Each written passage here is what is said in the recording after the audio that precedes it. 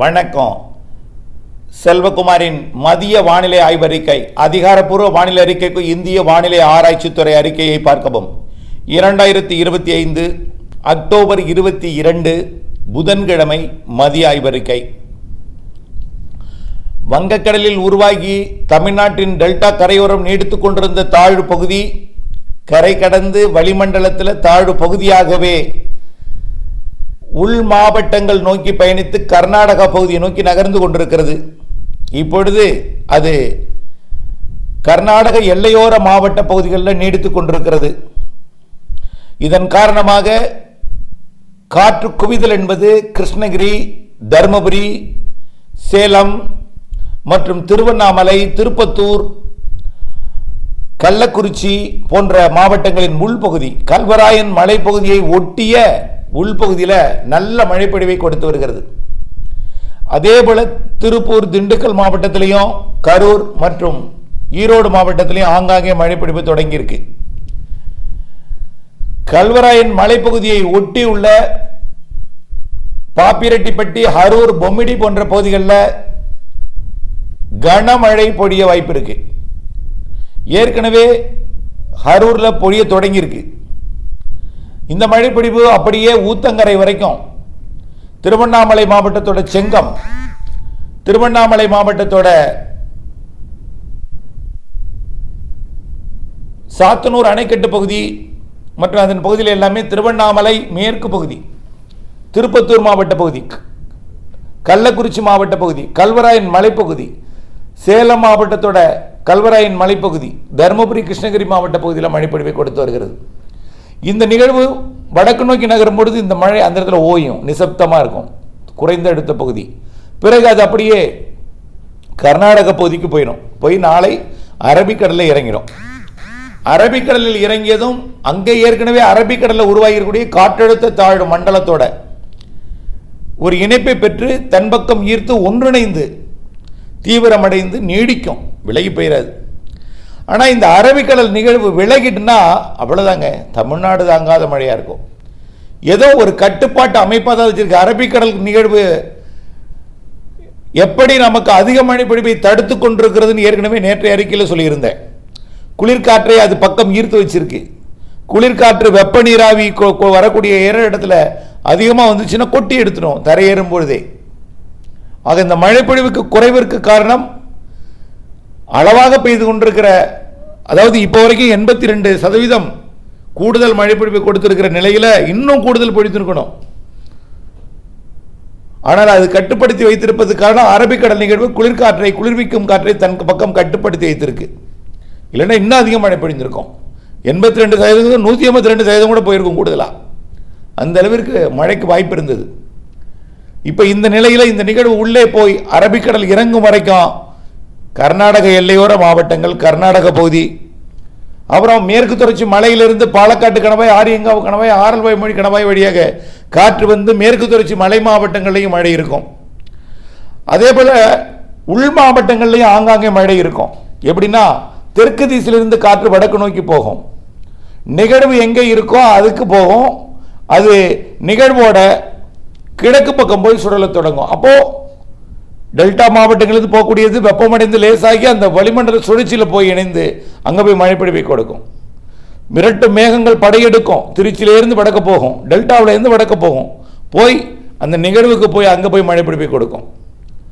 அது இப்படித்தான் மேற்கு தொடர்ச்சி மலையிலையும் இருக்கும். ஆனால் அதிக மழை என்பது பாப்பிரெட்டிப்பட்டி, அரூர், பொம்மிடி, கல்வராயன் மலைப்பகுதின்னு சொல்லிடலாம். ஒட்டுமொத்தமாக கல்வராயன் மலைப்பகுதின்னு சொல்லிடலாம். ஆக மழைப்பொழிவை பொறுத்த வரைக்கும் உடுமலைப்பேட்டை, குடிமங்கலம், கொங்கல் நகரம், தொட்டம்பட்டி மற்றும் அந்த பழனி சுற்றுவட்டார பகுதி மழை இல்லாத இடத்துக்கும் பெய்யும்னு சொல்லியிருந்தோம். இது உள்ளே தான் அதிகமாக மழைப்பொழிவை கொடுக்குன்னு சொல்லியிருந்தோம். கரை கடக்கும் பொழுது செயலிழந்து பரவலாகும் பொழுது உள்ளே மழைப்பொழிவை கொடுக்குன்னு சொன்னோம். இப்போ உள்ளே மழைப்பொழிவை கொடுத்து கொண்டிருக்கிறது. மழை பொழியும். அதே போல கிருஷ்ணகிரி, தருமபுரி மாவட்டத்திலையும் மலைப்பகுதிகளிலையும், கர்நாடக எல்லையோர மலைப்பகுதிகளிலையும், அதே போல கர்நாடக பகுதிகளிலையும் கனமழை பொழிவை கொடுக்கும். மேட்டூருக்கு நீர்வரத்தை கொடுக்கும் வகையில் கொஞ்சம் மழை பொழிவும் அந்த இடத்துலையும் பொழிய போகுது. இந்த நிலையில் தமிழ்நாட்டின் பிற பகுதி எப்படி இருக்குன்னு பார்த்தீங்கன்னா, தெற்கு காற்று வந்து ஆங்காங்கே தூறல் கொடுக்கலாம். நாளையும் வெயில் காட்டணும். இன்னைக்கு நல்ல வெயில், சென்னை உட்பட வெயில். உள்ளே போனதுனால உள்ளே தான் மழை. நம்ம ஏற்கனவே சொன்னோம், விரிவடையும் பொழுது பாலக்காட்டு கணவாயிலிருந்து அப்படியே பெங்களூர் வரைக்கும் மழை பெய்யுது. இப்போ அது அங்கங்கே இடையே ஒதுக்கி இருந்தாலும் அங்கேயும் பெய்யும் உள்ளே. அடுத்தபடியாக நாளையும் காலை வெயில் வந்துடும். நாளை மதியம் இதே போல் மதிய நேரத்தில் மழை வரும். மதிய நேரத்தில் வெப்பத்தால் லேசாக்கி மேலெழுந்து வளிமண்டலத்தில் குளிர்ந்து ஆங்காங்கே மழை பொழிவை கொடுக்கும். அதே போல் 24ஆம் தேதியும் மதியம் மாலையில் மழை இருக்கும். ஆங்காங்கே பெரிய அளவில் எல்லோருக்கும் இருக்காது. ஆனால் நல்லா புரிஞ்சுக்கங்க, தென் மாவட்டத்துக்கு கூடுதல் வாய்ப்பு தெரியுது. தென் மாவட்டங்கள்னா கன்னியாகுமரி, மேற்கு தொடர்ச்சி மலைப்பகுதி, தென்காசி, திருநெல்வேலி கண்டிப்பாக இருக்கும்.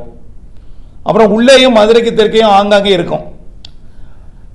அப்படியே டெல்டாவிற்கு 23ஆம் தேதி ஆங்காங்கே இருக்கும். தென் மாவட்டங்களில் கொஞ்சம் கூடுதல் பரப்பில் இருக்கும். மதியத்தில் மட்டும் கொஞ்ச நேரம் ஒரு முறை மட்டும். 24ஆம் தேதி தென் மாவட்டங்கள் இன்னும் கொஞ்சம் கூடுதல் பரப்பில் இருக்கும். ஒதுக்கி மதியம் மட்டும் ஒரு முறை மட்டும். டெல்டாவில் இன்னும் கொஞ்சம் கூடுதல் பரப்பில் 24ஆம் தேதி இருக்கும். 25ஆம் தேதி மாலையில் மழை இருக்கும். 25ஆம் தேதி மழை இருக்காதுன்னு எதிர்பார்த்துருந்தோம். 25ஆம் தேதியும் அதே போல் மதிய மாலையில் ஏதாவது ஒரு முறை ஒரு மழை வரும். ஆனால் காலையில் நல்ல பிரைட்டாக இருக்கும். 3 நாளுமே 23, 24, 25, 26 காலையில் நல்ல பிரைட்டாக இருக்கும். 26 மாலையிலிருந்து அடுத்த நிகழ்வு மழை பொழிவை தொடக்க போகுது. வடகடலோரம் டெல்டா முதல்ல, அப்புறம் அப்படி படிப்படியாக உள்ளே தெற்கெல்லாம் வந்துடும். இதில் 25ஆம் தேதி வடகடலோரத்துக்கு கொஞ்சம் கனமழை இருக்குது. ஏன்னா வங்கக்கடலில் ஆந்திர பிரதேச கரையோரம் நீடிக்க போகிற ஒரு காற்று சுழற்சியும் அந்தமான் பகுதியிலிருந்து வரக்கூடிய ஒரு தாழ்வு நிலையும் பகுதியாகி அது இதோடு இணைஞ்சு மண்டலமாகி டீப் டிப்ரெஷன் ஆழ்ந்த மண்டலம் வரைக்கும் போகிறதுக்கு வாய்ப்பு இருக்குது. அப்படி உருவாகும் பொழுது